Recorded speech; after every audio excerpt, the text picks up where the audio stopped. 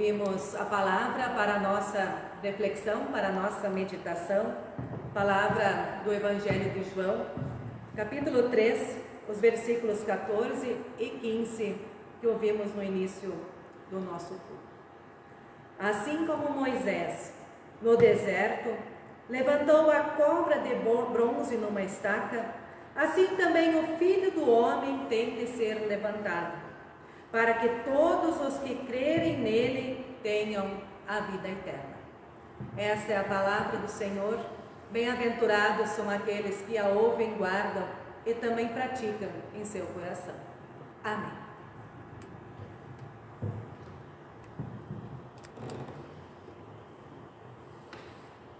Minha irmã e meu irmão, você que celebra de sua casa e está em comunhão conosco neste culto online.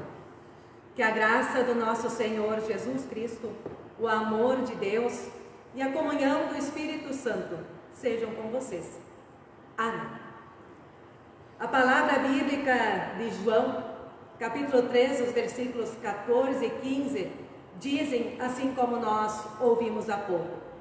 Assim como Moisés no deserto levantou a serpente numa estaca, assim também o Filho do Homem tem de ser levantado, para que todos os que nele creem tenham a vida eterna.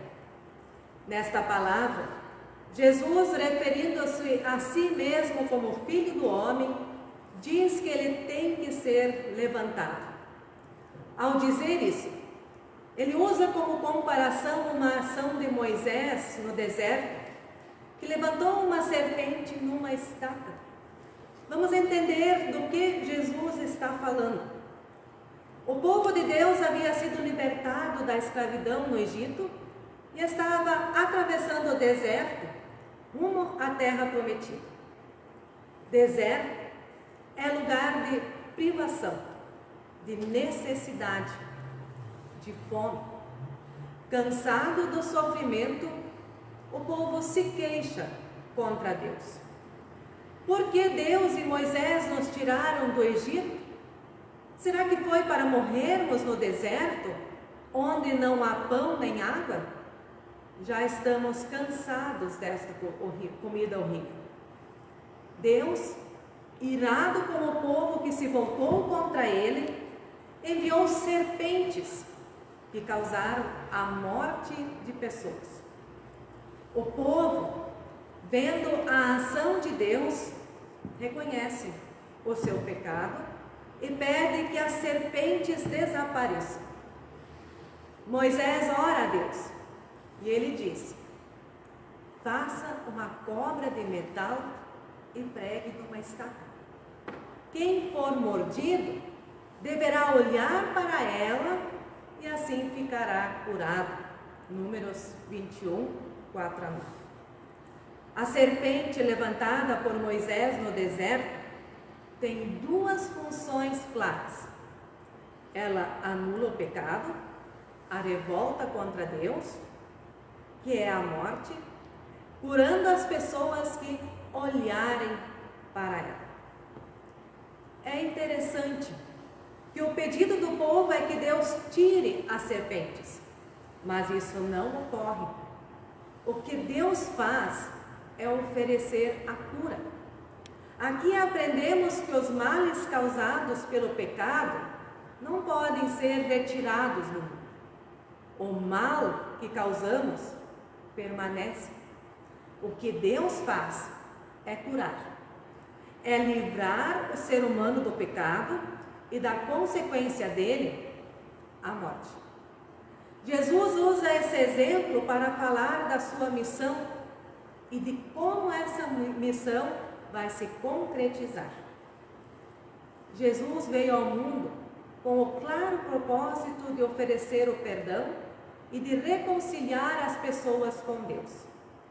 Jesus veio para que não vivêssemos mais distantes de Deus, marcados pelo pecado e por suas consequências, mas para que fôssemos libertados deste mal. O caminho para que isso ocorra é o da cruz. Na cruz de Cristo está toda a nossa culpa, todo o nosso pecado. E é nela que também é anulado o poder da morte, a consequência do pecado. Por isso, Jesus disse: o Filho do Homem tem de ser levantado. Jesus é levantado quando Deus não o deixa na cruz, mas o chama para a vida por meio da ressurreição. É a ressurreição de Cristo que concretiza o amor de Deus, que anula a consequência do pecado. Se na morte de Cristo Deus perdoa os nossos pecados, na sua ressurreição Ele anula o poder da morte e estabelece a vida como vitória sobre a morte.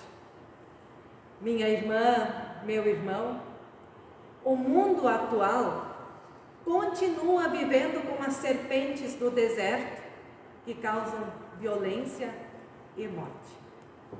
Há mais de um ano temos acompanhado as notícias da guerra entre a Rússia e a Ucrânia.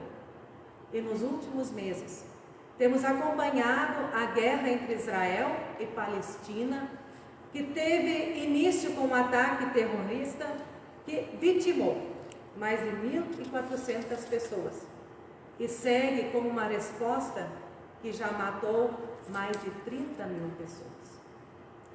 No Brasil, as pessoas tomam partido a favor de um ou de outro, enquanto a sua posição deveria ser em favor da justiça, da paz e, consequentemente, da vida.